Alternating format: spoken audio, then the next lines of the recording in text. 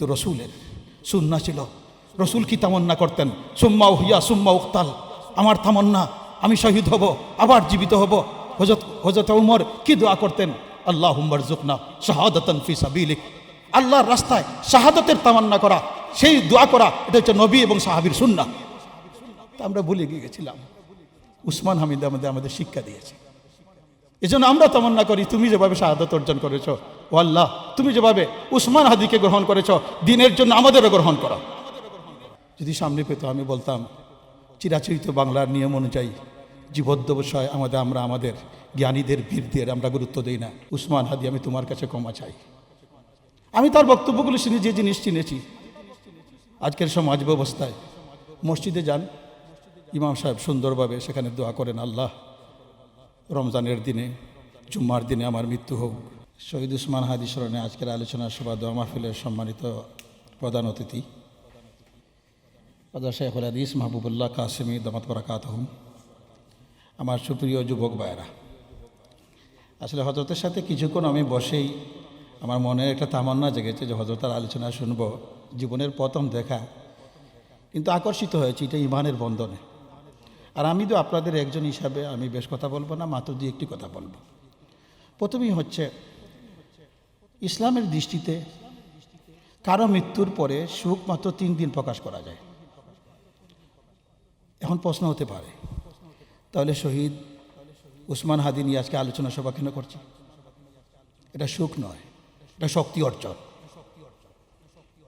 সুখ 3 দিনই হবে, কিন্তু শাহাদাতের কথা আলোচনা করে, শহীদের জীবনী আলোচনা করে, শাহাদাতের শক্তি অর্জন করা, এটা রাসূল সাল্লাল্লাহু আলাইহি সাল্লামের সুন্নাহ। বুখারী শরীফের হাদিস আপনারা সকলেই জানেন। আল্লাহ নবী সাল্লাল্লাহু আলাইহি সাল্লাম এক বাড়িতে গেলেন, যেখানে এক আনসারী সাহাবীর বিবাহ চলছিল। রাসূলুল্লাহ সাল্লাল্লাহু আলাইহি ওয়াসাল্লাম সেখানে গিয়ে দেখলেন ছোটো ছোটো মেয়েরা গান গাচ্ছে, 10 বাজে গান গাচ্ছে। রাসূলুল্লাহ সাল্লাল্লাহু আলাইহি ওয়াসাল্লাম বাধা দিলেন না। কি গান গাচ্ছিল?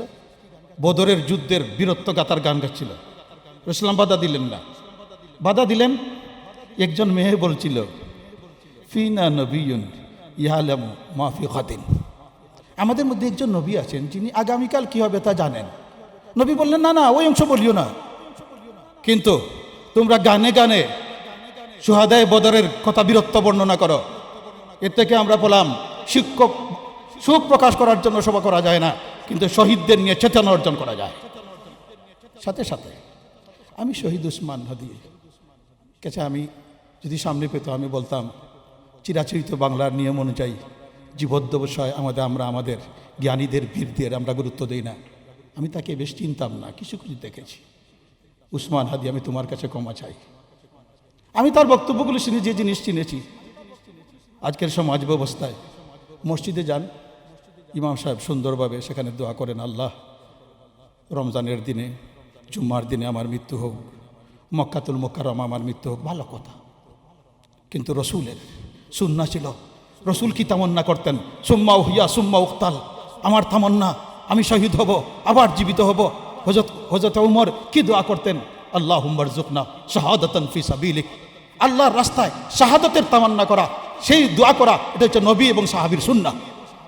তা আমরা ভুলে গিয়েছিলাম। উসমান হামিদ আমাদের শিক্ষা দিয়েছে। এজন্য আমরা তামান্না করি, তুমি যেভাবে শাহাদাত অর্জন করেছো, ও আল্লাহ তুমি যেভাবে উসমান হাদিকে গ্রহণ করেছো, দিনের জন্য আমাদেরও গ্রহণ করো। কুফফারদের বিরুদ্ধে সাংস্কৃতিক সেখানে তুমি নাশিদ গাও, সেই সংগ্রাম ছিল উসমান হাদির, আমরা তা চিনি নিতে হবে।